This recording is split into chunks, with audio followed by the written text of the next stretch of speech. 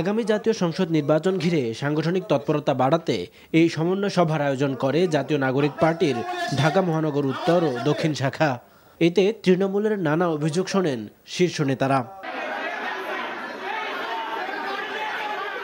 রাজধানীর আবু সাঈদ আন্তর্জাতিক কনভেনশন সেন্টারে যখন দলের শীর্ষ নেতারা বক্তব্য দিচ্ছেন, তখন অডিটোরিয়ামের বাইরে সংঘর্ষে জড়ায় মোহাম্মদপুর ও বংশাল থানার নেতাকর্মীরা।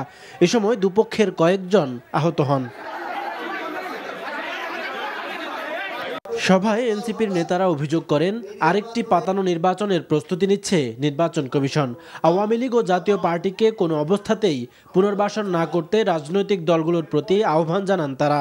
একটি রাজনৈতিক দল তার নিয়ন্ত্রিত যে ব্যাংকগুলোকে দখল করেছে, যে ব্যবসা প্রতিষ্ঠানগুলোকে দখল করেছে, সেই ব্যাংক এবং ব্যবসায়িক প্রতিষ্ঠানের কর্মচারীদেরকে পুলিং এজেন্ট হিসেবে নিয়োগ দেওয়ার প্রায় তারা চালাচ্ছে।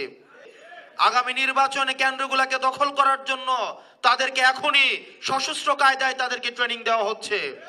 আগামীর বাংলাদেশে এনসিপি যদি এনসিপির পথে থাকে, জুলাইয়ের আকাঙ্ক্ষাকে সামনে ধারণ করে এগিয়ে চলে, তাহলে আজকে থেকে 2 বছর পরে বাংলাদেশের সবচেয়ে কাঙ্ক্ষিত, গ্রহণযোগ্য এবং প্রত্যাশিত রাজনৈতিক দল হবে এনসিপি।